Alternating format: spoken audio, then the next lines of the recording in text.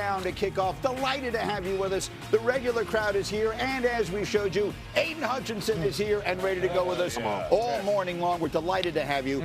Plenty of breakdowns. You might know a little bit about the two teams that played last night, right? Division rivals. A little bit, right? Bears, the Packers. We had ourselves, admit it, you went to sleep at halftime. And that's all I got to say. Nobody's doing it better late. Andy, Bears come all the way back to win it, 31-27, a miracle win. How about the handshake? If we even can call it that. Those two don't like each other, and they don't pretend otherwise. Ben Johnson can't take it standing up. Off of 2 losses, you look up at halftime in this game, and it's 21-3. No panic. No panic. None of it built for pressure. That's you guys. Well, obviously, this one is going to hurt for a really, really long time. You know, when you are in complete control of a football game and the script gets flipped in the second half, and it was a lot of self-inflicted things. I think a pivotal part was offensively. We come out in the second half and just could not get anything going. It's tough and very disappointing. You know, I think everybody in that locker room feels the same way. We couldn't finish it and let a team come back. It's disappointing. You know, we let one get away from us. You know, so not much is said. To his first playoff win as a Chicago Bear.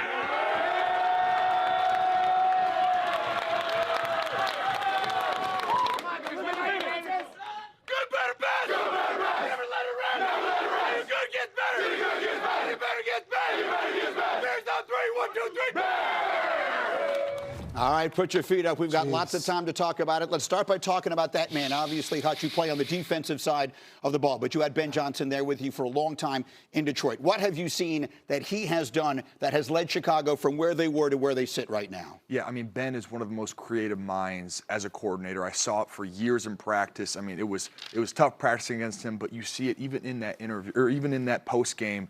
He's you see the guys, the belief. Like now they won a playoff game, like Caleb. And that pains me as an in-division rival, but like you still see it, and I can respect what he's done and how he's done it. You know? Ben Johnson, I mean, the coaching job that he has done there, remarkable, Rex. What do we say? Absolutely. I mean, look, the whole question coming in, it wasn't going to be, can this team make the playoffs? That was never in consideration. Well, look at them. They win a division. This is what happens when you get the right guy to be your coach and leader of your franchise. But the job he's done specifically with Caleb Williams is incredible. Look, this guy was always in gun in college. He went anybody playing better than Caleb Williams. I mean, it's amazing for only a second-year player. Yeah.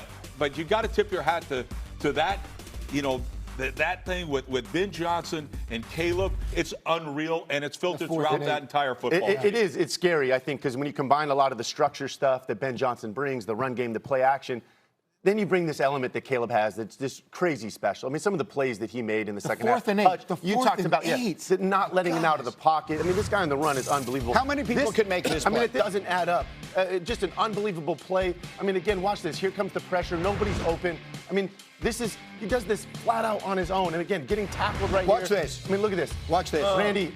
That silhouette looks like somebody else in Chicago, man. Like. Look like Jordan. I see you out there, Caleb. I look like Jordan. But, hey, since we got my man Hutch out here, Hutch, we sit here and look at the highlights every single weekend, and we're in awe of what Ben Johnson and Caleb Williams has done in Chicago.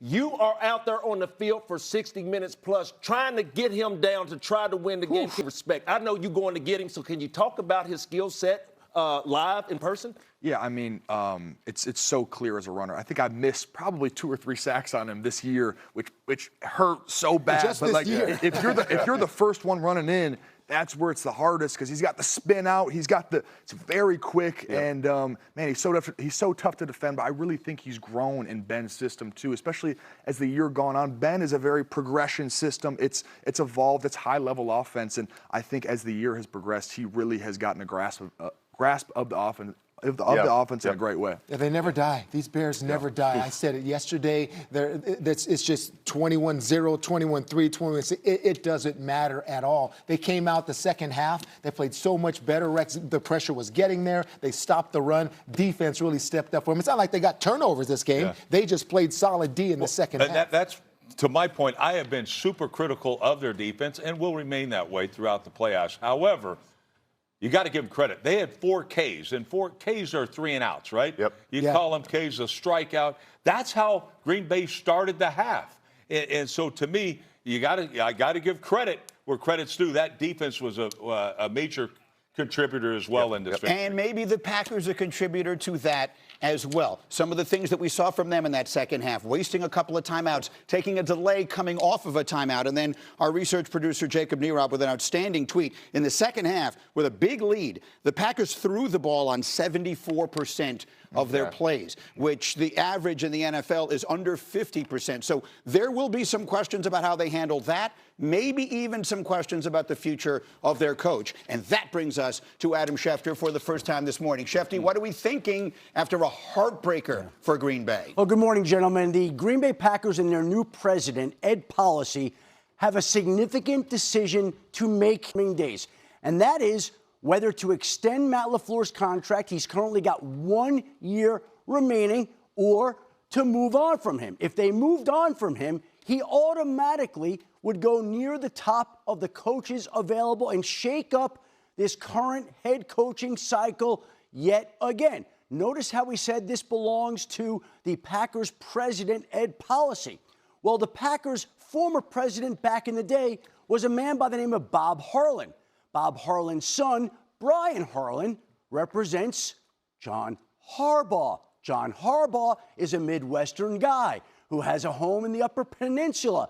And a lot of people around the league have been wondering if the Packers decide to go in a different direction, if all of a sudden the Green Bay Packers might vault to the top of John Harbaugh's list as the top available choice for him. This has been a wild, crazy coaching cycle, and we may just be scratching the surface, Greeny. That's extremely well put. We thought that maybe John Harbaugh waiting till next week to take his interviews, perhaps waiting out, seeing what some other situations might turn into. We speculated about Green Bay. There'll be speculation about Buffalo. Rex, your thoughts on the possibility of your buddy Harbaugh in Green Bay? Yeah, I mean, oh, my goodness. I mean, certainly that would be, if you're going to move on from an outstanding coach like Matt LaFleur, it would be for one man, and that would be John Harbaugh. All right, you're not going to take a lesser coach in there. I think this is crazy. Well, I mean, Matt LaFleur has done an unbelievable job. You have a young quarterback, a bunch of young talent on the offensive side. There are teams dying to get a hold of a coach that knows this system. This is the most sought-after offensive system in the NFL. Matt LaFleur, I think, is a hell of a coach, and he's done a great job. Obviously, come up short in the playoffs now again. But what are we talking about? I agree also. I agree. This is insane. I think LaFleur is a great coach, but that's Adam Schefter. Okay? And when Adam Schefter speaks, you better listen. Now, I'll say this. If the Green Bay Packers, if they think about getting rid of Matt LaFleur, you already better have Harbaugh signed. Right. I mean, you can't do that, of course, but yes, you can. All right? So you better have everything behind the scenes. If you know Harbaugh's your guy and this is what you want, because everything what Adam Schefter just said, there better be hands down. You know you're going to get him because you let Matt LaFleur go. I mean, this is crazy to me. So Matt LaFleur, in the last 6 playoff games, the Packers are 1-5. For whatever that stat is worth, how much of that is on the coach? We've had a lot of conversations this week about playoff disappointment. The Packers, unfortunately, have had a good deal of that. So that's our top story this morning. An unbelievable game, Schefty. There's